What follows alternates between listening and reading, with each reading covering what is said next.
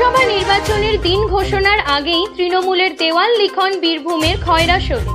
বীরভূম লোকসভা কেন্দ্রের তৃণমূল কংগ্রেস প্রার্থী এবং বীরভূম জেলার 3 বারের সাংসদ শতাব্দী রায়। সাংসদ পদের পাশাপাশি জেলায় দলের সাংগঠনিক বিভিন্ন নেতৃত্ব পদে রয়েছেন শতাব্দী রায়। এদিন শতাব্দী রায়ের সমর্থনে কেন্দ্রগড়িয়া অঞ্চল তৃণমূল কংগ্রেসের কর্মীরা দেওয়াল লিখন শুরু করে। পাশাপাশি তৃণমূল কর্মীরা বলেন, পশ্চিমবঙ্গ সরকারের মুখ্যমন্ত্রী মমতা ব্যানার্জি যেভাবে ধারাবাহিক উন্নয়ন করে চলেছেন বা যে সমস্ত প্রকল্পগুলির সুযোগ সুবিধা পাচ্ছেন, তাতে সাধারণ মানুষ আমাদের পাশে আছেন এবং লোকসভায় শতাব্দী রায়কে বিপুল ভোটে জয়যুক্ত করবে। দেওয়াল লিখনে উপস্থিত ছিলেন কৃষ্ণপুর 1 নম্বর সংসদের বুথ সভাপতি নির্মল মণ্ডল সহ বড়জোর 2 নম্বর সংসদের বুথ সভাপতি তপন বাউরি ও অন্যান্য তৃণমূল নেতা কর্মীরা। খয়রাশোল থেকে বিপিন পালের রিপোর্ট, বিবি নিউজ। প্রথমেই আমরা জানাই আমাদের পশ্চিমবাংলার জনপ্রিয় মুখ্যমন্ত্রী মমতা ব্যানার্জির দ্রুত আরোগ্য কামনা করি।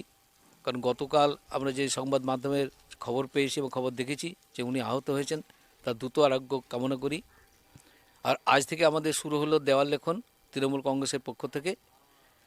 বীরভূম কেন্দ্রের যে আমাদের মাননীয় শতাব্দী রায়ের সমর্থনে আজকে তৃণমূল কংগ্রেসের কর্মীরা প্রত্যেকে দেওয়াল লেখন শুরু করেছেন এবং যাতে আমাদের এই তৃণমূল সমর্থিত প্রার্থী শতাব্দী রায় বিপুল ভোটে জয়লাভ করেন, তার জন্য আমাদের প্রত্যেকের এইভাবে আমরা এগিয়ে যাব, যাতে উনি আবার আমাদের সংসদ সদস্য হিসেবে আমাদের সামনে আসতে পারেন। এই জন্য এলাকা থেকে ফল কী হবে?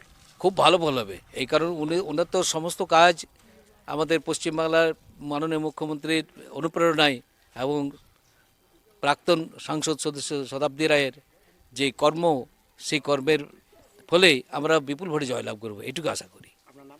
গণেশ আচার্য।